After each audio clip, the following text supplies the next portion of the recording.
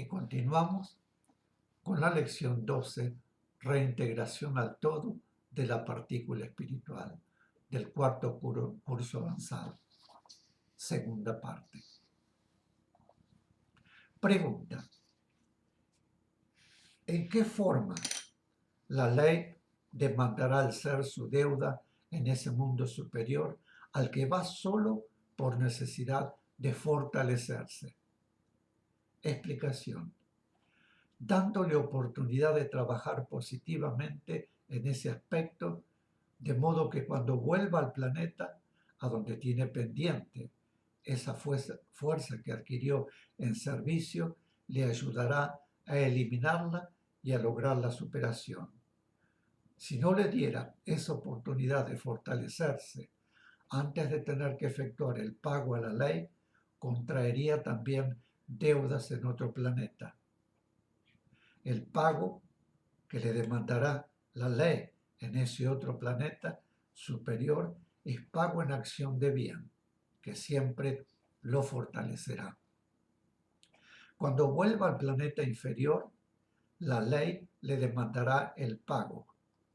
La partícula se lleva su necesidad kármica y cuando regresa, esa necesidad kármica atrae automáticamente la presión negativa. En otras palabras, al trasladarse a otro planeta, lleva su deuda como necesidad kármica y cuando retorna de él, sus cuerpos físicos invisibles básicos se constituyen con esa necesidad kármica.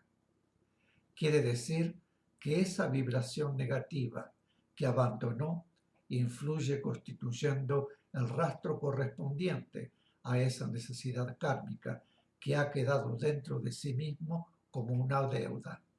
Y esa deuda es la que atrae los rastros al constituir los cuerpos físicos invisibles básicos. También encontrará las vibraciones positivas que conformarán las huellas, es decir, que al retornar se encuentra con lo que dejó. Pregunta: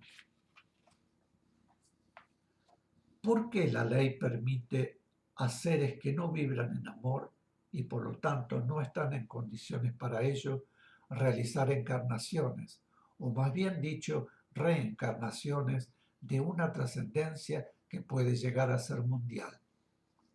Explicación: la ley concede la oportunidad de actuar en forma trascendente a seres que no vibran en amor y piden misiones no estando en las condiciones necesarias para poder realizarlas debidamente, porque la ley sabe perfectamente que la actuación negativa de esos seres dará como resultado final que se produzcan rápidamente cambios, generalmente sociales, que deben ser acelerados, pues tienen para producirse un término dentro del plan superior. En tales casos, los cambios se producen a través de dolorosas conmociones sociales o lo que fuere, ya que no fueron producidas por el amor, sino por ambición y por egoísmo, por necesidad kármica, debido a que la falta de amor y de fraternidad impidió que esos cambios se produjeran antes en forma armónica y paulatina.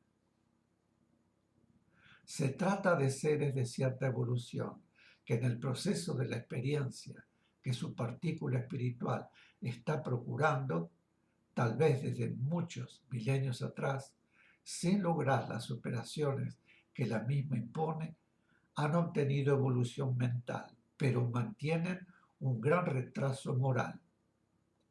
La mente evoluciona independientemente del alma, a medida que se van logrando ciertos aspectos de las experiencias, pero las experiencias deben completarse con superaciones imprescindibles, y estas solo pueden ser logradas mediante el esfuerzo constante, sostenido por la voluntad.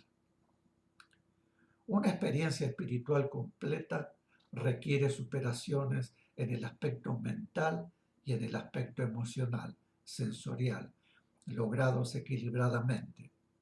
Y mientras ese equilibrio no se logra, los seres, lógicamente, en su partícula que encarnará para lograr la experiencia, permanecen en el plano astral, en los periodos, entre reencarnaciones, durante los cuales trabajan ayudando a seres encarnados que deben obtener las superaciones que aún ellos no han podido lograr, lo cual le facilita luego, al volver a encarnar, la obtención de sus propias superaciones o realizando tareas de bien hacia otros seres que están encarnados, siempre de acuerdo con lo que permita la ley.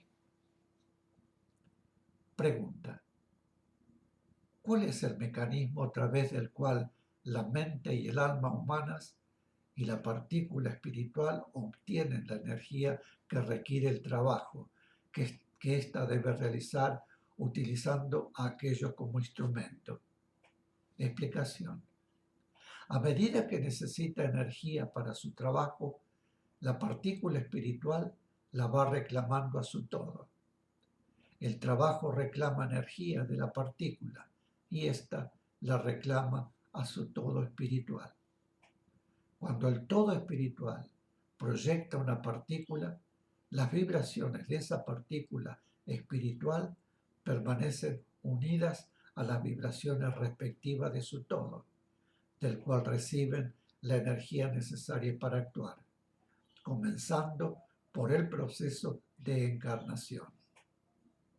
Constituir sus cuerpos físicos invisibles básicos, preparar los otros cuerpos físicos invisibles, es decir, su mente, su alma humana y el cuerpo de la voluntad. Establecer la conexión con todos los cuerpos físicos, visibles e invisibles, y la corriente de vida. Luego, a medida que va realizando su trabajo, la partícula espiritual recibe de su todo espiritual la energía que ese trabajo reclama, energía que dentro de la ley el todo espiritual le suministra como respuesta. Pregunta: ¿y en los casos de acción negativa de la mente y el alma humanas? Explicación: en esos casos, la energía que la mente y el alma humanas reclaman a la partícula espiritual, debe ésta suministrarla de su propia energía, porque siendo para acción negativa, su todo espiritual no responde a su reclamo de energía. En esos casos, la partícula espiritual va debilitándose porque solo recibe de su todo el mínimo vital indispensable. Al encarnar en un mundo, la partícula espiritual lleva consigo, dentro de la corriente de energía proveniente de su todo espiritual, todas las vibraciones espirituales que necesitará para poder actuar en él. En cuanto a la energía necesaria a la partícula para la acción en el mundo, de esas vibraciones va fluyendo del todo espiritual en la proporción y medida que el trabajo que debe realizar la va reclamando. Pregunta: ¿qué ocurre cuando las experiencias abarcan varios mundos? Explicación: cuando las experiencias abarcan varios mundos, todos ellos pertenecen siempre al mismo plano, pues la proyección de una partícula espiritual se hace a un determinado plano de experiencias y, en él, a un mundo de encarnación determinado. Luego pasará a otro mundo más avanzado, después a otros hasta lograr completamente y en todos los niveles que incluye el plano las experiencias perseguidas.